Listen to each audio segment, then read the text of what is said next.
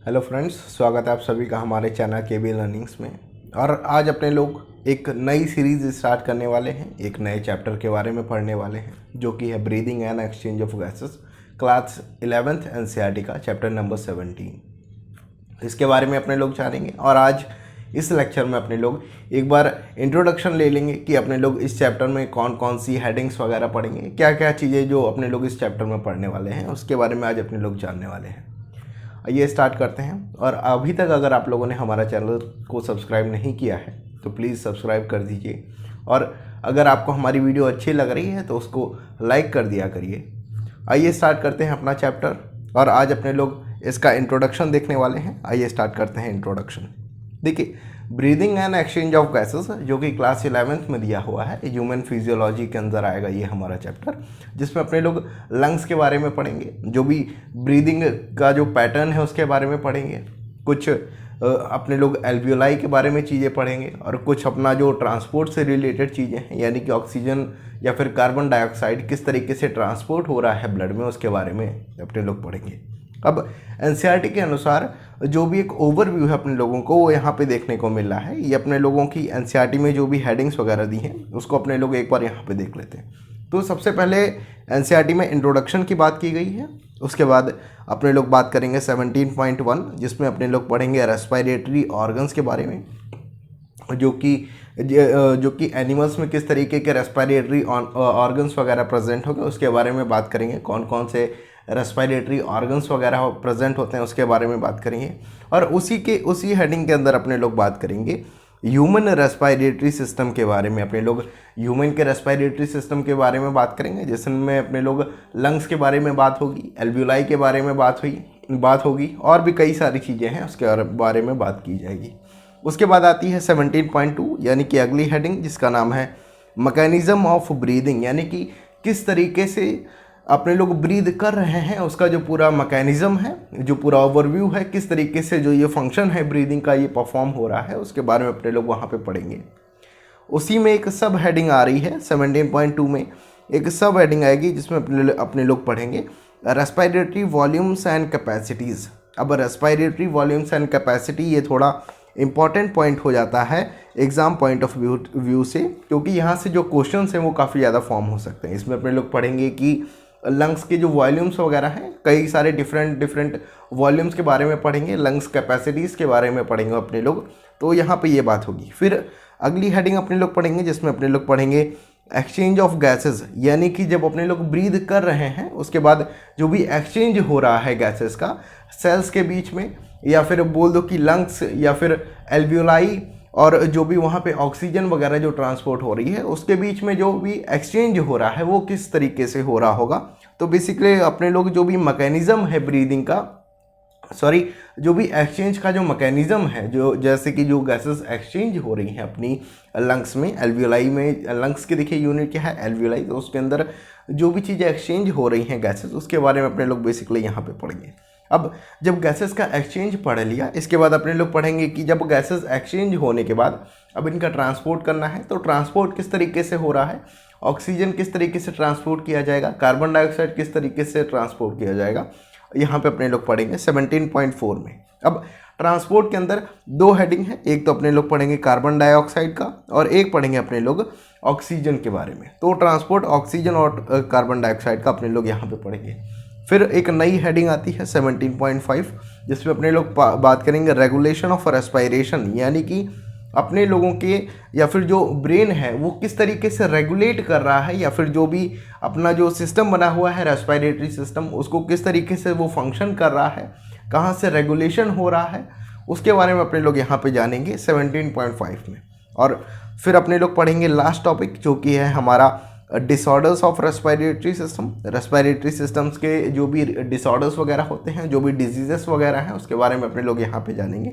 और लास्ट में एनसीईआरटी में जो समरी दी हुई है उसके बारे में अपने लोग जानेंगे और अपना पूरा का पूरा चैप्टर कंप्लीट हो जाएगा। आज अपने लोग इस वीडियो में इंट्रोडक्शन वाला पार्ट पूरा करने वाले हैं। तो आइए स्टार्ट करते हैं। अगर आप लोगों के पास एनसीईआरटी है तो उसको हाथ में ले लीजिए, क्योंकि यहाँ पे अपने लोगों ने जो भी बातचीत करनी है वो सारी एनसीईआरटी से रिलेटेड है। एक एक पॉइंट आप लोगों को एनसीईआरटी से देखने को मिलेगा। तो अपने लोग आज इस पूरे पैराग्राफ को डिस्कस करने वाले हैं, चैप्टर 17 का। ठीक है, इसमें अपने लोग इंट्रोडक्शन के बारे में पढ़ेंगे और रेस्पिरेटरी ऑर्गन्स के बारे में आज अपने लोग कंप्लीट कर लेंगे। आइए स्टार्ट करते हैं। As you have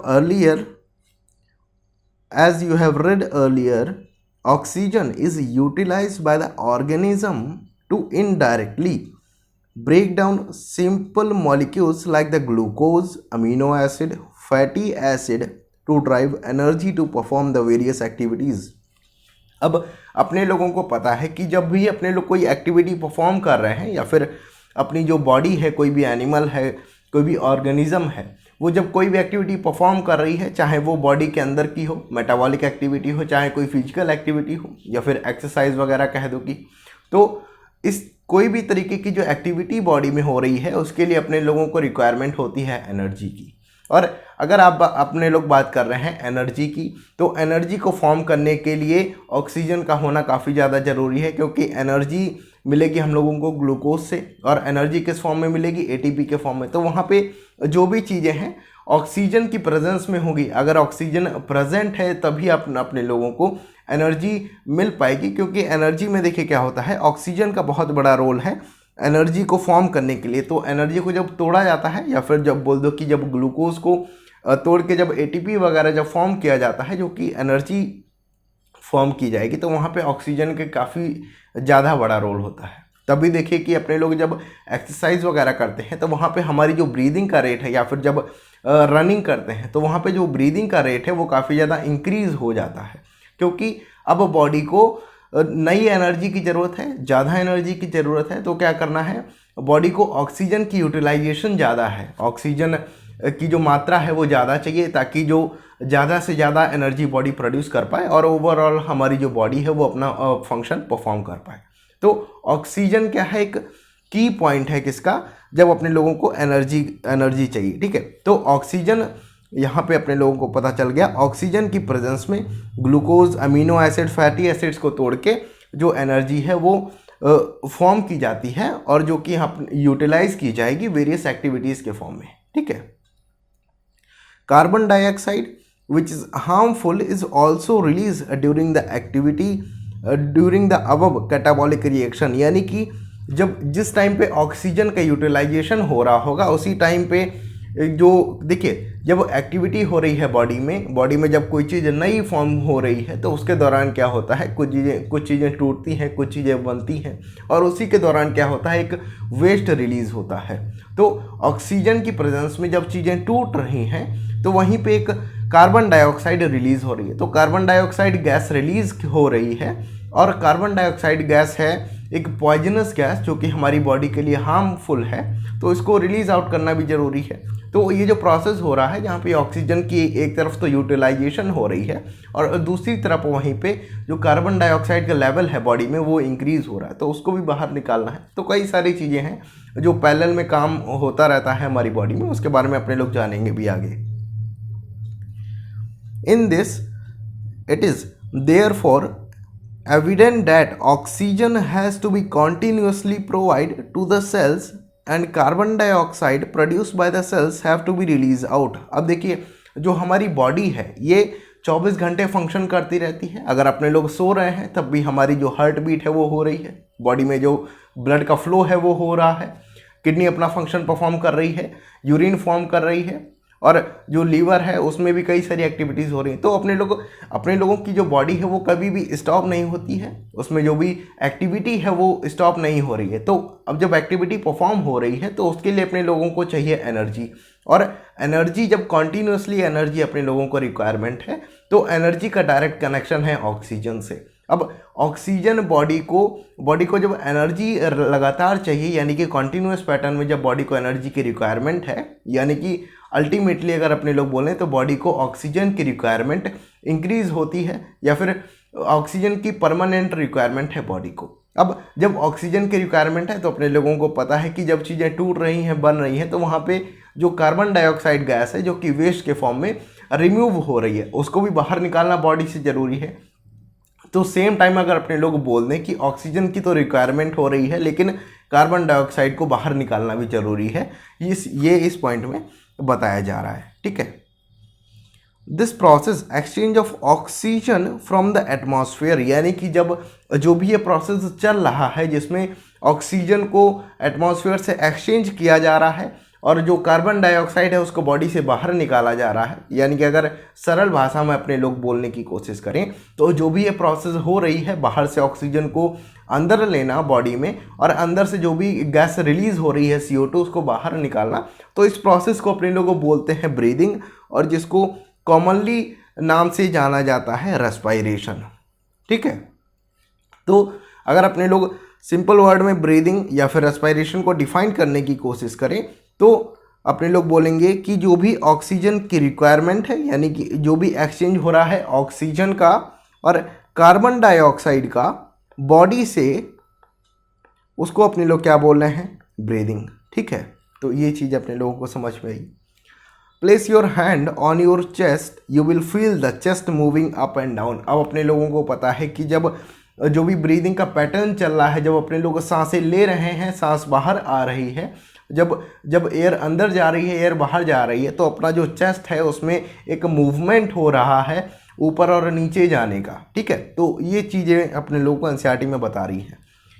you know that is due to the breathing, अपने लोगों को पता है कि ये जो भी पैटर्न चल रहा है, चेस्ट में जो भी मूवमेंट हो रही है, अगर अपने लोग यहाँ पे हाथ रख के देखेंगे तो चेस्ट में जो भी मूवमेंट हो रही है वो हो रही है अपने लोगों को पता है कि ब्रीदिंग के दौरान। तो ये चीज़ें अपने लोगों को पता है। हाउ डू वी ब्रीद, यानी कि अपने लोग किस तरीके से ब्रीदिंग का जो प्रोसेस है वो हो रहा है, उसके बारे में अपने लोगों की अब बात स्टार्ट हो रही है। The respiratory organs and the mechanism of breathing are describe in the following sections of this chapter, यानी कि इस चैप्टर में अपने लोग बेसिकली दो चीज़ों के ऊपर मेन फोकस रहेगा हमारा। पहला है रेस्पिरेटरी ऑर्गन्स, यानी कि जो अपना रेस्पिरेटरी सिस्टम है, यानी कि जब अपने लोग ब्रीद कर रहे हैं, जो भी गैसेस का एक्सचेंज हो रहा है, तो अपने पास जो रेस्पिरेटरी सिस्टम है जो ये चीज़ें को, इन चीज़ों को परफॉर्म कर रहा है, जो भी ब्रीदिंग है उसको परफॉर्म कर रहा है, गैसेस का एक्सचेंज करवा रहा है, ये आएगा हमारा रेस्पिरेटरी ऑर्गन्स के अंदर। तो यहाँ पे अपने लोग रेस्पिरेटरी ऑर्गन्स के बारे में पढ़ने वाले हैं।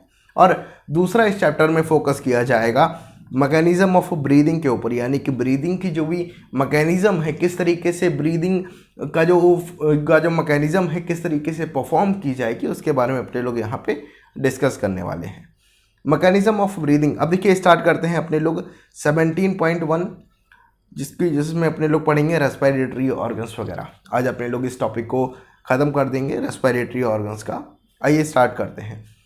Mechanism of breathing vary among a different group of animals depending mainly on their habitat, level of organization, यानी कि जो भी ब्रीदिंग का मैकेनिज्म है, जो भी पैटर्न है ब्रीदिंग का, सांस को लेने का, या फिर अगर अपने लोग सरल भाषा में बोलने की कोशिश करें तो सांस को लेने का, सांस को बाहर निकालने का जो भी पैटर्न है वो बेसिकली डिपेंड कर रहा है दो चीज़ों पे। एक तो हमारा जो हैबिटाट है, किस तरीके का जो भी ऑर्गेनिज्म है उसका जो हैबिटाट है उसका किस तरीके के एटमॉस्फेयर में रह रहा है। कोल्ड ऐसा है कि कोल्ड सीज़न में रह रहा है, ऐसी जगह पर रह रहा है जहाँ पे बहुत ही ज़्यादा ठंड है, और ऐसी जगह पे अगर रह रहा है तो जहाँ पे काफ़ी गर्मी है, तो वहाँ पे क्या होता है जो ब्रीदिंग पैटर्न है उसमें कुछ चेंजेस आ सकते हैं। और लेवल ऑफ ऑर्गेनाइजेशन, अब लेवल ऑफ ऑर्गेनाइजेशन यानी कि अपने लोगों ने जब पढ़ेंगे अपने लोग एनिमल किंगडम के बारे में, तो वहाँ पे अपने लोग जो चैप्टर है एनिमल किंगडम में, वहाँ पे अपने लोग पढ़ेंगे लेवल ऑफ ऑर्गेनाइजेशन, यानी कि कैसे छोटे से, यानी कि सिंपल लेवल से होते हुए अपने लोग एक फाइनल लेवल पे पहुँचे जहाँ पे है हमारा ह्यूमंस, जो कि कॉम्प्लेक्स लेवल में आ रहा है, या फिर बोल दो कि जो मैमल्स वगैरह हैं, एनिमल्स वगैरह हैं, तो किस तरीके से जो भी लेवल्स हैं ऑर्गेनिज्म के वो डिफाइन हो रहे हैं। तो बेसिकली जो रेस्पिरेटरी सिस्टम है हमारा वो बेसिकली हैबिटाट पे डिपेंड कर रहा है ऑर्गेनिज्म के, और दूसरा लेवल्स पे डिपेंड कर रहा है ऑर्गेनिज्म के। ठीक है, इन लोअर इन्वर्टिब्रेट्स लाइक, यानी कि जब अपने लोग बात कर रहे हैं लोअर इन्वर्टिब्रेट्स, यानी कि जब स्टार्टिंग हो रही है, जब अभी है, देखिए लोअर इन्वर्टिब्रेट्स में क्या आते हैं, बहुत ही सिंपल तरीके के जो ऑर्गेनिजम्स हैं वो आएंगे। ठीक है, जैसे कि स्पॉन्जेस वगैरह हो गए, सीलेंट्रेट्स वगैरह हो गए, फ्लैट वॉर्म्स वगैरह हो गए। अभी अपने लोगों को अगर ये बात नहीं समझ में आ रही है कि ये सब क्या होते हैं, तो इसको अपने लोग पढ़ेंगे जब अपने लोग पढ़ेंगे एनिमल किंगडम वाला जो हमारा चैप्टर है उसके बारे में। तो अगर अपने लोग बात कर रहे हैं लोअर ऑर्गेनिजम्स के बारे में, यानी कि जहाँ पे क्या है जो भी ऑर्गेनाइजेशन है वो बहुत सिंपल लेवल पे है, यानी कि उनकी जो बॉडी बनी हुई है वो बहुत नॉर्मल लेवल पे उसमें जो चीज़ें हैं वो होंगी, बहुत ही सिंपल चीज़ें वहाँ पे प्रेजेंट होंगी। तो वहाँ पे जैसे कि स्पॉन्जेस वगैरह है, सीलेंट्रेट्स वगैरह है, फ्लैट फॉर्म्स वगैरह है।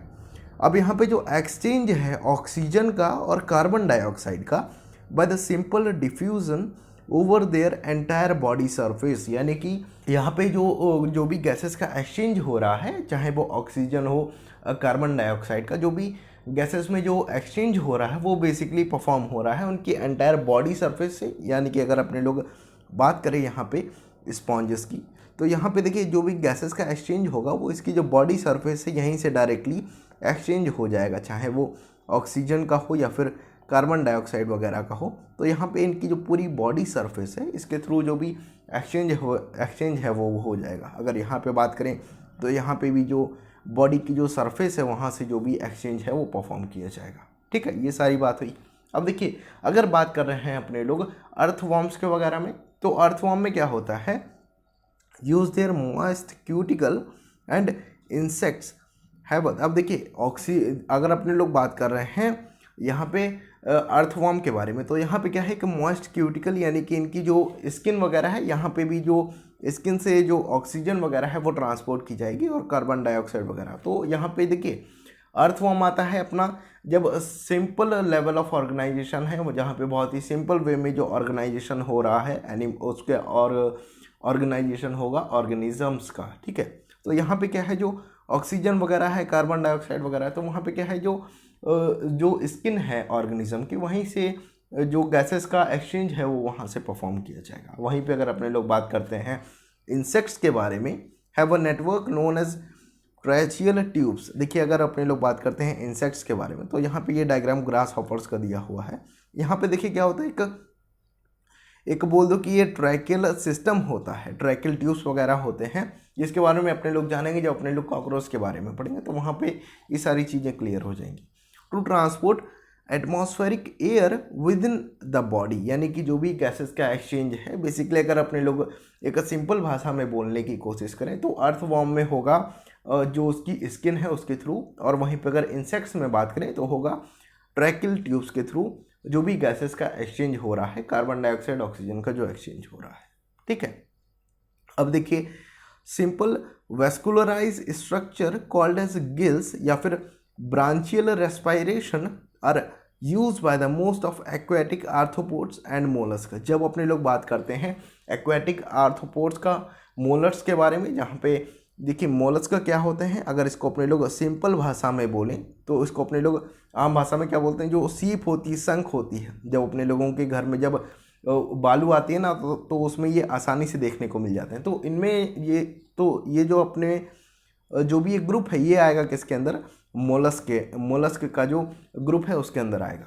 तो इनमें क्या होता है, कुछ एक गिल्स लाइक जो स्ट्रक्चर है वो प्रेजेंट होता है। अगर फिश में भी बात करें तो जो भी स्ट्रक्चर है जो रेस्पॉन्सिबल है, या फिर बोल दो कि जो भी ऑर्गन है वो जो रेस्पॉन्सिबल है गैसेस के एक्सचेंज के लिए, वो प्रेजेंट होगा गिल्स, जिसको अपने लोग बोल रहे हैं। ठीक है, अब देखिए बात कर रहे हैं अगर अपने लोग whereas vascularized bag known as lungs, जिसको अपने लोग बोल रहे हैं pulmonary respiration are use by the tracheal form for the exchange of gases. देखिए यहाँ पे अगर अपने लोग बात कर रहे हैं कॉम्प्लेक्स ऑर्गेनिजम्स के बारे में, तो वहाँ पे क्या है, देखिए अगर अपने लोग बात कर रहे हैं कॉम्प्लेक्स एनिमल्स के बारे में, तो वहाँ पे क्या है, लंग्स वगैरह प्रेजेंट है, जो कि बेसिकली जो भी एक्सचेंज वगैरह है वहाँ से परफॉर्म किया जाएगा। तो एक्सचेंज ऑफ गैसेज अगर बात करें हायर एनिमल्स में, हायर ऑर्गेनिजम्स में, तो वहाँ पे क्या है, लंग्स वगैरह प्रेजेंट है, जिसमें अब देखिए लंग्स को यहाँ पे बोला गया है वेस्कुलराइज्ड बैग। अब इस वर्ड को अपने लोग जब अपने लोग लंग्स के बारे में डिटेल में पढ़ेंगे तो इसको पूरा डिफाइन करेंगे, इसको अपने लोग अच्छे से समझेंगे वहाँ पे। ठीक है, अब देखिए क्या है, अमंग द वर्टिब्रेट्स, यानी कि जो भी वर्टिब्रेट्स वगैरह हैं। अब वर्टिब्रेट्स किस में आते हैं, जो हमारे हायर लेवल यानी कि जो भी कॉम्प्लेक्स लेवल के ऑर्गेनिज्म हैं वो ज़्यादातर हमारे आएंगे वर्टिब्रेट्स में। जैसे कि फिशेस होंगे, जिसमें कि हमारे पास फिशेस में क्या होता है, गिल्स होती हैं। और अगर मैमल्स की बात करें, एनिमल्स की बात करें तो वहाँ पे होंगे लंग्स वगैरह, ठीक है। Amphibians, reptile, bird and animals respire through the lungs, यानी कि एम्फीबियंस की बात करें, रेप्टाइल्स वगैरह की बात करें, बर्ड्स हों चाहे मैमल्स हों, तो इनमें प्रेजेंट होगी लंग्स, लेकिन गिल्स प्रेजेंट होगी हमारे पास जो भी फिशेस वगैरह हैं उनमें, ठीक है। अब अगर एम्फीबियंस की बात करें जिसमें आता है फ्रॉग, तो amphibians like frog can respire through their moist cuticle, यानी कि यहाँ पे जो भी एम्फीबियंस में जैसे कि जो फ्रॉग होता है ना, फ्रॉग के बारे में 2-3 चीज़ें जानना बहुत ज़रूरी है। जैसे कि यहाँ पे जो फ्रॉग की जब अपने लोग बात करते हैं तो यहाँ पे इसके पास लंग्स वगैरह भी प्रेजेंट होती हैं, लेकिन जब ये हाइबरनेशन स्टेट में जाता है, जब जो भी सॉइल है उसके नीचे जब ये जाता है, तो ये अपनी बॉडी से जो भी गैसेस का एक्सचेंज है वो परफॉर्म करता है, ठीक है। तो ये सारी चीज़ें हो गई। तो यहाँ पे जो अगर फ्रॉग में बात कर रहे हैं तो बेसिकली यहाँ पे बताया गया है कि फ्रॉग में जो भी गैसेस का एक्सचेंज है वो हो रहा है स्किन के थ्रू बेसिकली, ठीक है। तो ये सारी चीज़ें हो गई। अब देखिए कुछ टर्मिनोलॉजी है जिसको जानना जरूरी है यहाँ पे। अब इस टर्मिनोलॉजी को अपने लोग समझने की कोशिश करेंगे।